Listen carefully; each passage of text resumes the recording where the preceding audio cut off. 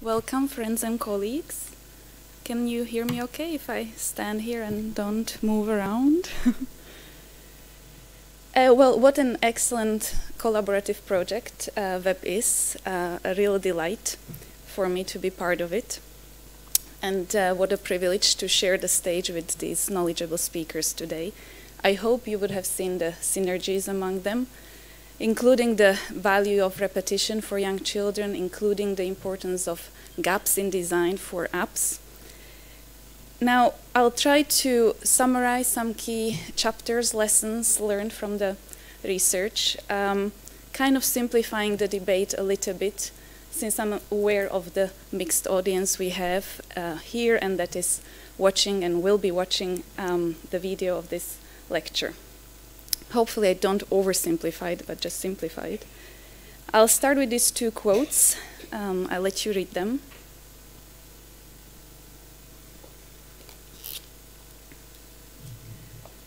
So to me, the first quote is really about the fear of the unknown and the new experiences that we have with digital books.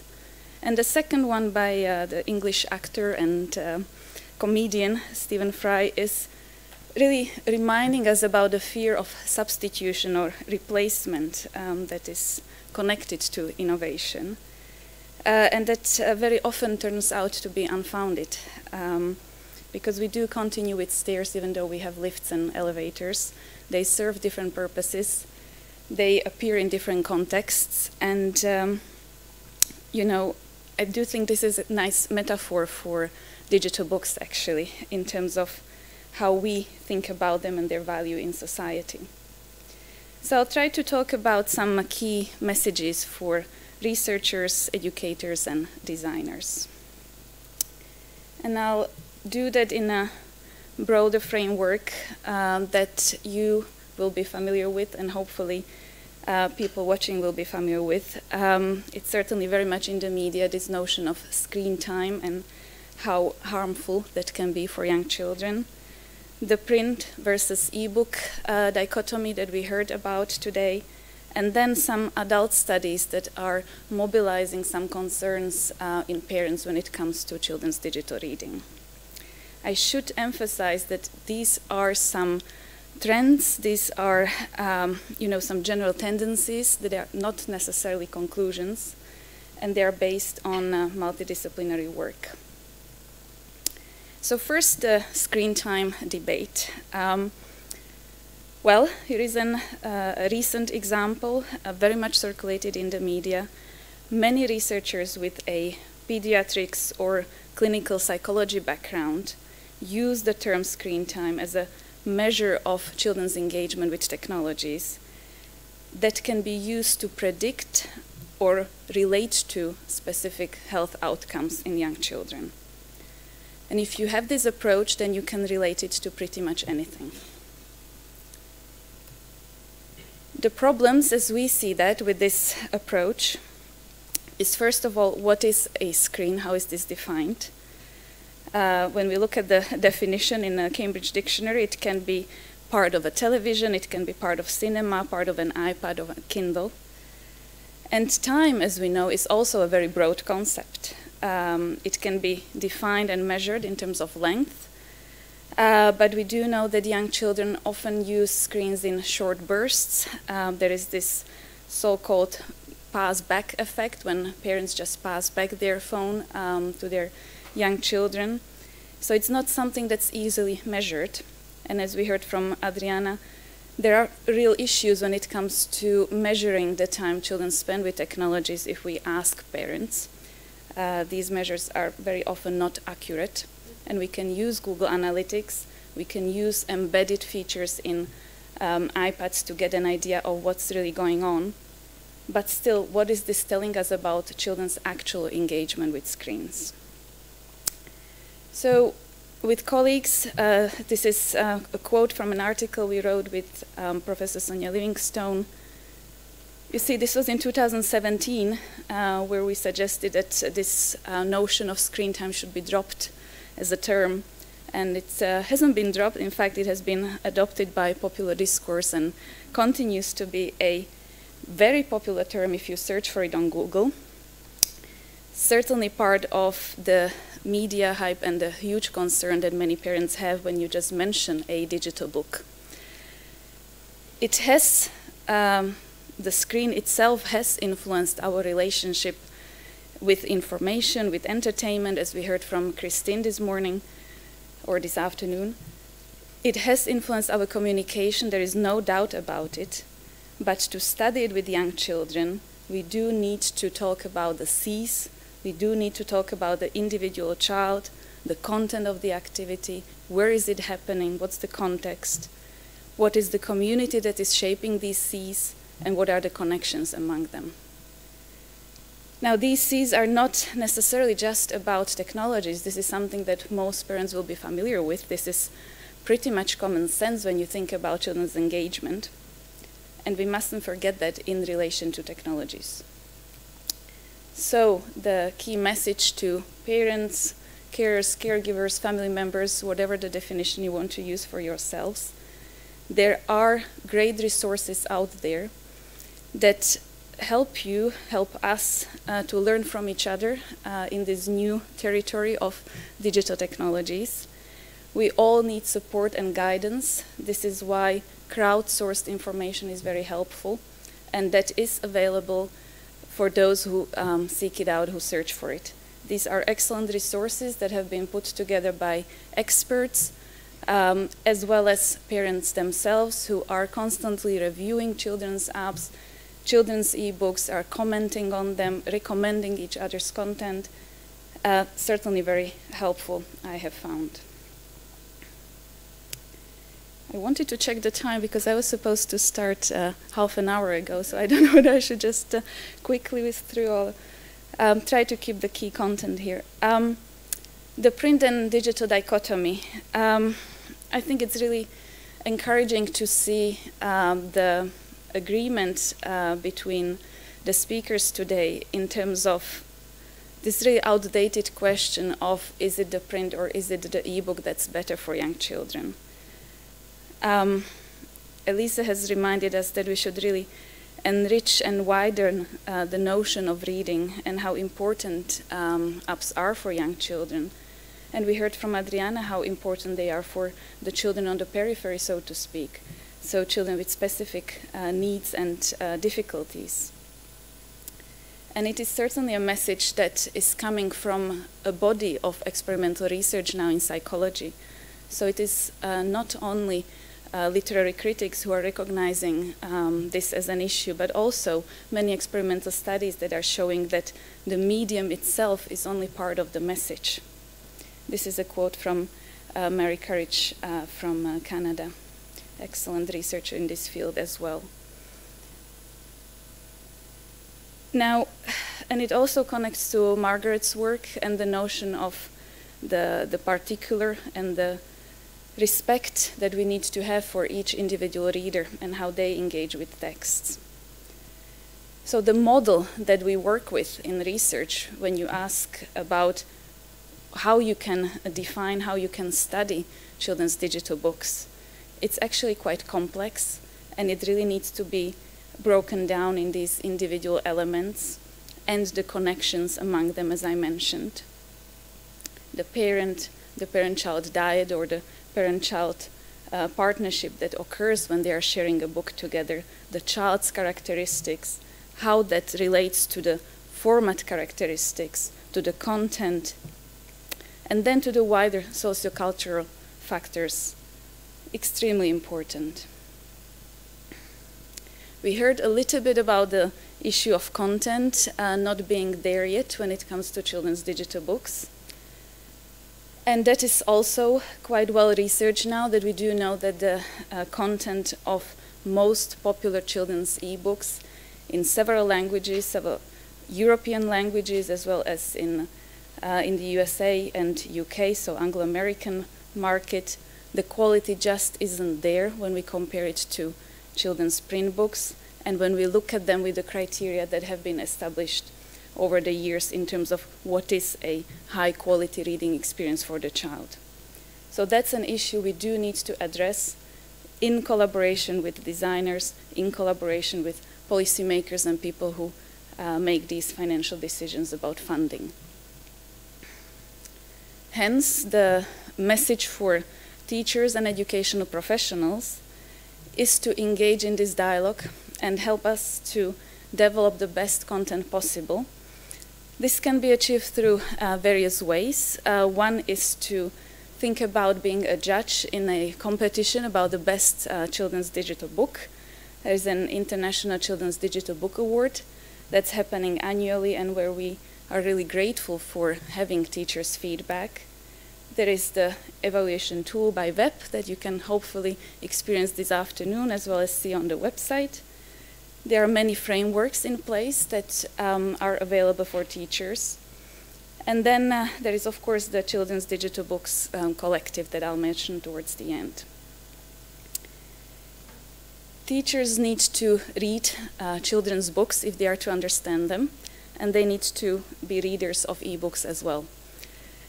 I'm very inspired by Teresa Kremin's work from the Open University in the UK that has been mobilizing teachers to meet in groups and discuss children's texts.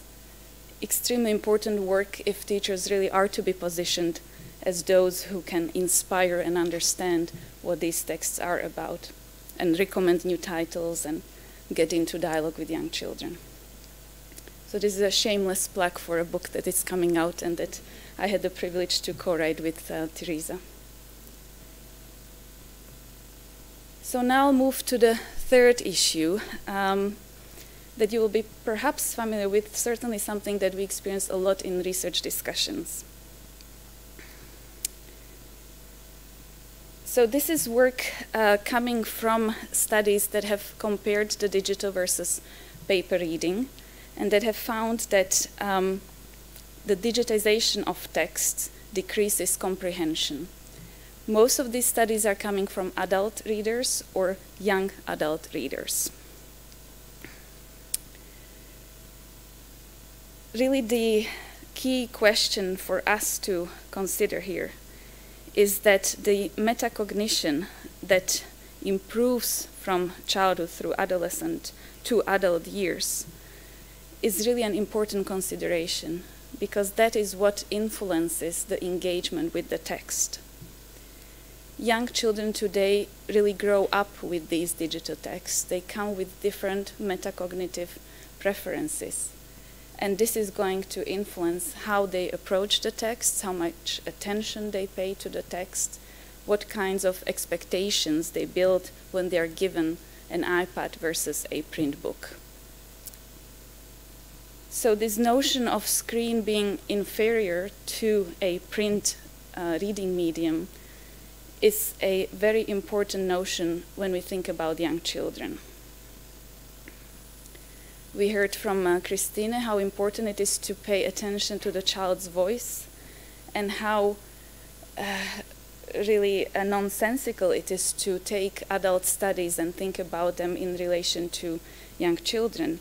And here I give credits to the pediatricians and psychologists who have been saying that this is really suboptimal because children do have different developmental patterns. They have a different set of priorities and ways of engaging with the world. So we cannot have the same concern we have for adults or think how adults read e-books and think that that is how young children will engage with them. And as I mentioned, there are now studies that show that we can explain these effects in adults through metacognitive rather than technology-related factors. So metacognition is what happens in your head rather than what happens in terms of actual performance.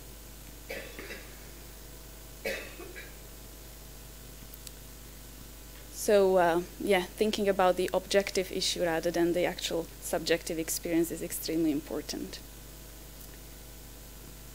Now, older children who are on average more proficient readers have better comprehension with reading media. They are more fluent in, and also that they are more often taught to interpret and understand. And given that schools, by and large, focus on nurturing children's children's understanding of print-based texts rather than video or audio material, we could predict that this print-based comprehension will be higher for this medium. And that is indeed what has been shown by these studies. One of the most researched cognition or cognitive function, memory, has different correspondence to medium depending on age and depending on the study participants. So as you can see here with the short-term recall, these experimental studies have shown that for adults and their memory, the information that they read was greater for information that they then watched on TV. But for children, the effect was opposite. And it's really a very elegant way of illustrating how the same outcome measure, if you like, plays out very differently for different age groups. So these key concerns that we are hearing in the media, we are hearing from experts who have worked with children's reading and adult reading for many, many years, are very valid concerns. What I'm saying is to not interpret them as to say that children's digital books are harmful for the reading, because the evidence is not there. We do need to be aware of these concerns, but we need to be careful about not over-interpreting them. This is a short summary of studies that have been conducted in terms of the added value of children's e-books. As you can see, it's mostly children who typically do not either enjoy reading or do not self-select reading, children with special educational needs, special language impairment, children who actually need to read most and we need to engage most. So we really fail these children if we demonize e-books as something that is inferior to a print book.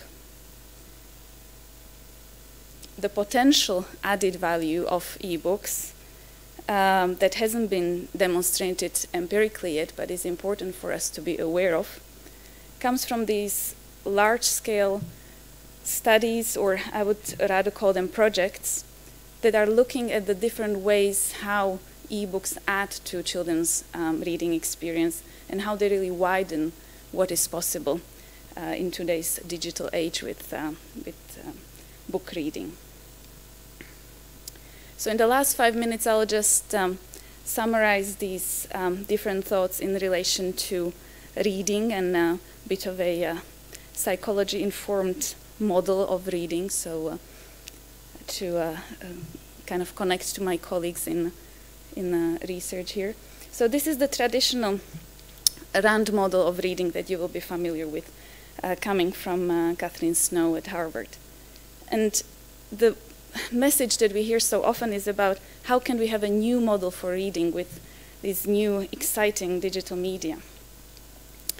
So if you think about the text, activity, medium, and reader, I have been trying to understand what really defines this reading medium, because the other elements of this reading model haven't really shifted so much in the past 10 or 20 years.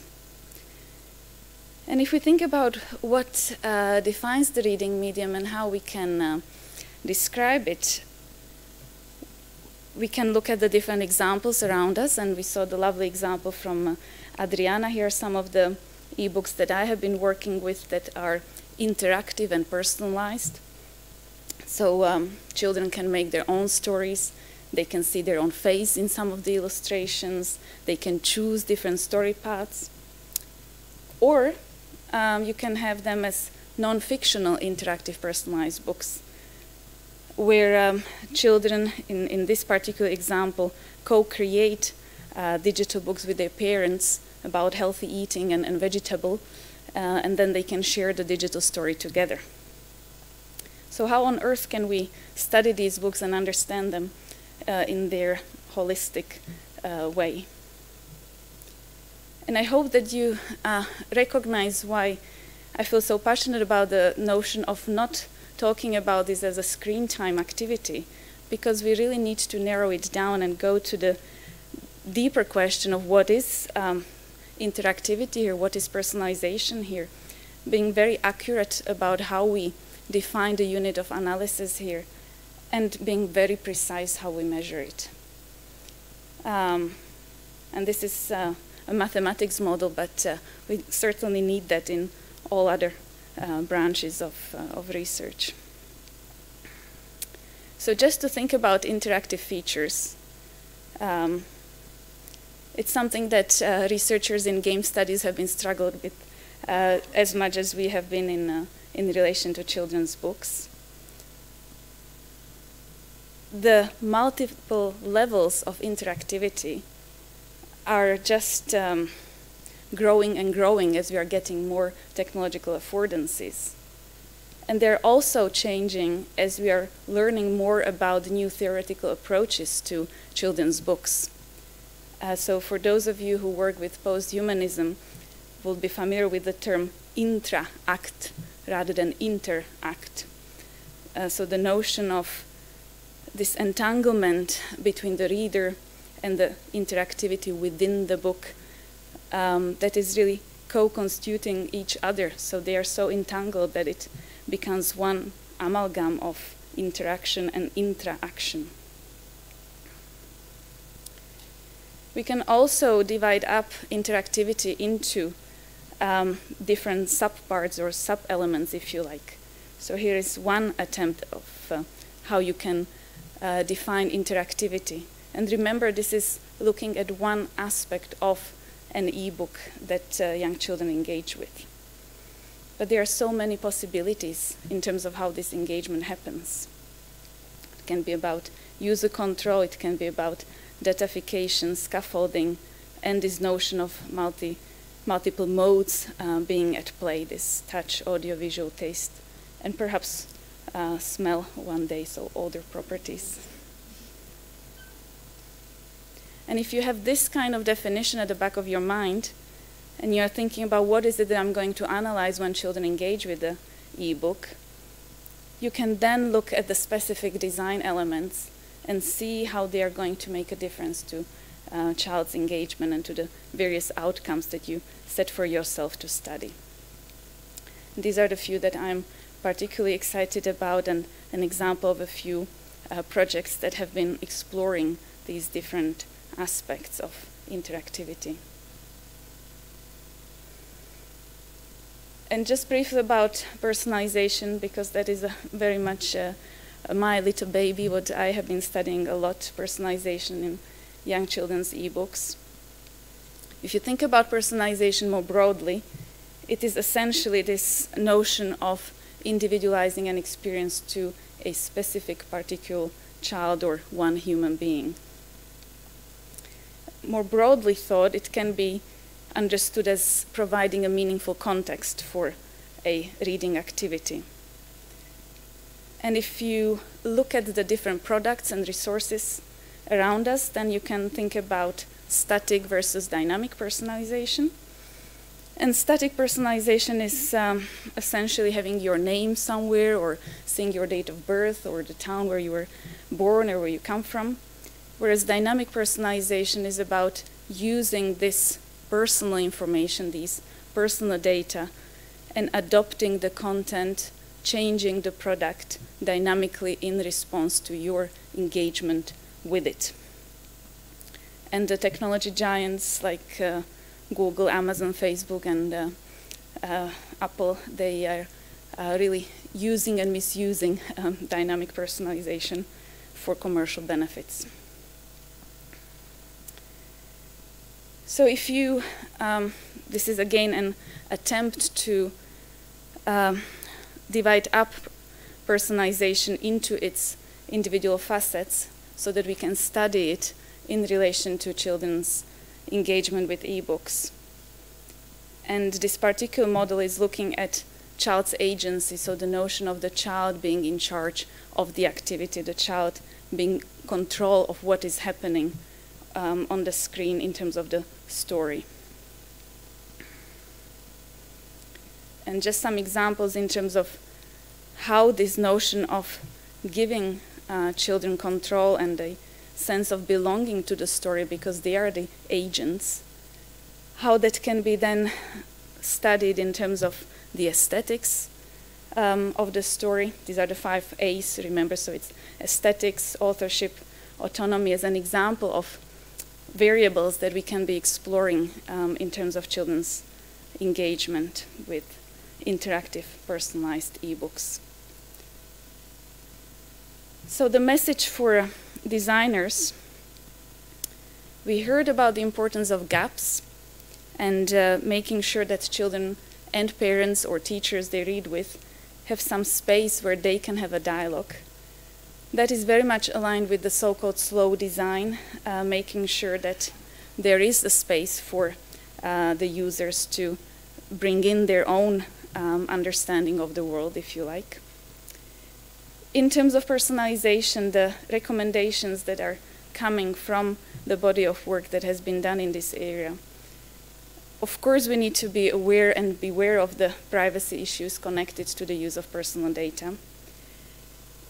It is a lovely way of combining multimedia with physical resources.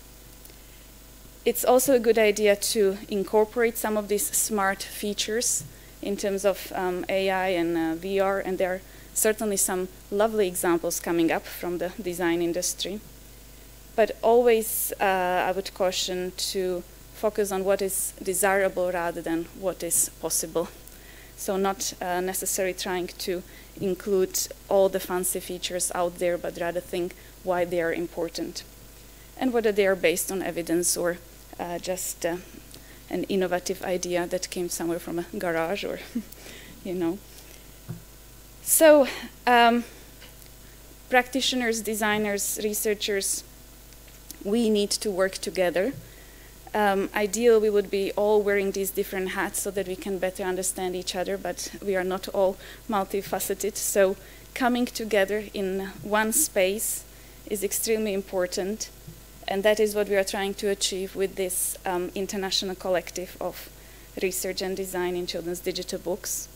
That kind of grew from a European project that Adriana and I were co-chairing one of this working group, and many people in this room were part of. And now we have this collective as part of University of Stavanger's Filiorum projects. And we really hope that we can engage more researchers, designers, and practitioners, so educators, to come together and have a dialogue about children's digital books. So these are my key takeaways. For parents, to be a mentor, to not shy away from ebooks, but really engage with them and share them together with children and with other parents, discuss them, provide your recommendations. For teachers to become a bit of a humble student and reader when it comes to apps and ebooks, explore them together with young children. And for designers to produce these research-informed innovations that really foster what I would say desirable futures for all children. So that's it for me. Thank you.